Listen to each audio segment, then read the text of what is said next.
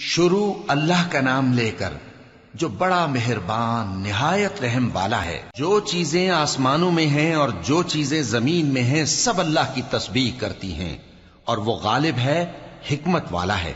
وہی تو ہے جس نے کفار اہل کتاب کو پہلی لشکر کشی پر ہی ان کے گھروں سے نکال دیا۔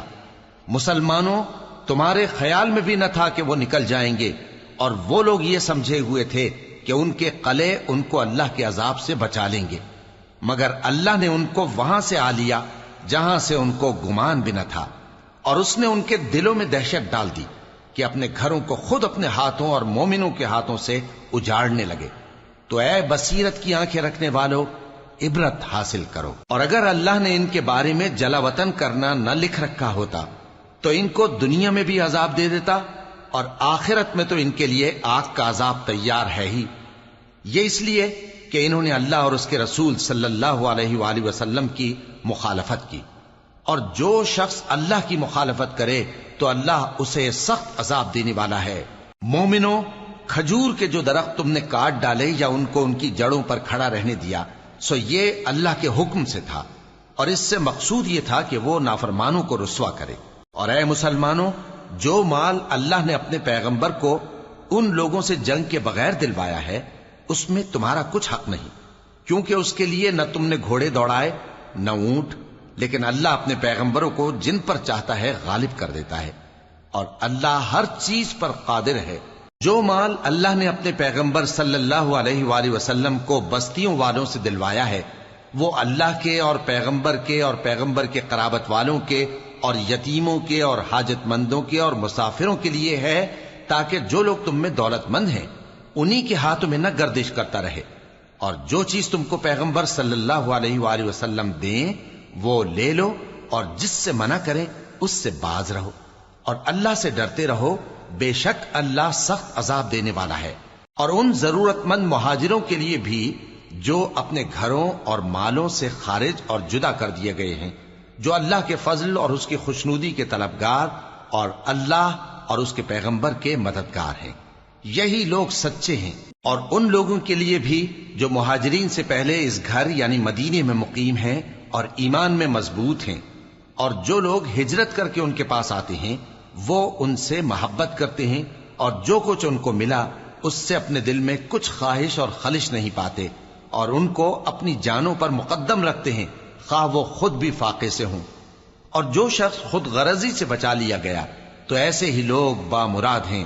اور ان کے لیے بھی جو ان مہاجرین کے بعد آئے اور دعا کرتے ہیں کہ اے پروردگار، ہمارے اور ہمارے بھائیوں کے جو ہم سے پہلے ایمان لائے ہیں گناہ معاف فرما، اور مومنوں کی طرف سے ہمارے دل میں کینہ و حسد نہ پیدا ہونے دے، اے ہمارے پروردگار تو بڑا شفقت کرنے والا ہے، مہربان ہے۔ کیا تم نے ان منافقوں کو نہیں دیکھا جو اپنے کافر بھائیوں سے جو اہل کتاب ہیں کہا کرتے ہیں کہ اگر تم جلا وطن کیے گئے تو ہم بھی تمہارے ساتھ نکل چلیں گے، اور تمہارے بارے میں کبھی کسی کا کہا نہ مانیں گے، اور اگر تم سے جنگ ہوئی تو تمہاری ہی مدد کریں گے، مگر اللہ ظاہر کیے دیتا ہے کہ یہ جھوٹے ہیں۔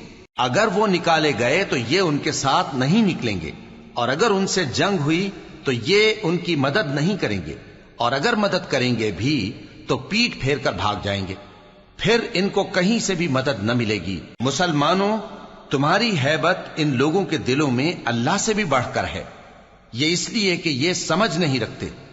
یہ سب جمع ہو کر بھی تم سے نہیں لڑ سکیں گے، مگر بستیوں کے قلعوں میں پناہ لے کر یا دیواروں کی اوٹ سے۔ ان کے آپس میں بھی بڑی لڑائی رہتی ہے، تم خیال کرتے ہو کہ یہ اکٹھے ہیں، حالانکہ ان کے دل پھٹے ہوئے ہیں۔ یہ اس لیے کہ یہ بے عقل لوگ ہیں۔ ان کا حال ان لوگوں کا سا ہے جو ان سے کچھ ہی پیشتر اپنے کرتوت کی سزا کا مزہ چکھ چکے ہیں، اور ان کے لیے دکھ دینے والا عذاب تیار ہے۔ منافقوں کی مثال شیطان کی سی ہے کہ انسان سے کہتا رہا کہ کافر ہو جا، پھر جب وہ کافر ہو گیا تو کہنے لگا کہ مجھے تجھ سے کچھ سروکار نہیں، مجھ کو تو اللہ رب العالمین سے ڈر لگتا ہے۔ تو دونوں کا انجام یہ ہوا کہ دونوں دوزخ میں جائیں گے، ہمیشہ اس میں رہیں گے، اور بے انصافوں کی یہی سزا ہے۔ اے ایمان والو، اللہ سے ڈرتے رہو، اور ہر شخص کو دیکھنا چاہیے کہ اس نے کل یعنی آخرت کے لیے کیا سامان بھیجا ہے، اور ہم پھر کہتے ہیں کہ اللہ سے ڈرتے رہو، بے شک اللہ تمہارے سب اعمال سے خبردار ہے۔ اور ان لوگوں جیسے نہ ہو جانا جنہوں نے اللہ کو بھلا دیا تو اللہ نے انہیں ایسا کر دیا کہ وہ خود اپنے آپ کو بھول گئے۔ یہی لوگ ہیں نافرمان۔ اہل دوزخ اور اہل بہشت برابر نہیں، اہل بہشت ہی کامیابی حاصل کرنے والے ہیں۔ اگر ہم یہ قرآن کسی پہاڑ پر نازل کرتے تو تم اس کو دیکھتے کہ اللہ کے خوف سے دبا اور پھٹا جاتا ہے۔ اور یہ مثالیں ہم لوگوں کے لیے بیان کرتے ہیں تاکہ وہ غور کریں۔ وہی اللہ ہے جس کے سوا کوئی معبود نہیں، پوشیدہ اور ظاہر کا جاننے والا، وہ بڑا مہربان ہے، نہایت رحم والا ہے۔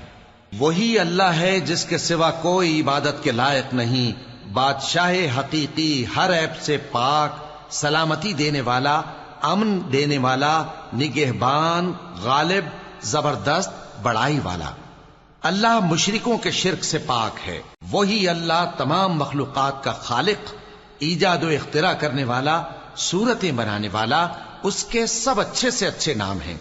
جتنی چیزیں آسمانوں اور زمین میں ہیں سب اس کی تسبیح کرتی رہتی ہیں، اور وہ غالب ہے، حکمت والا ہے۔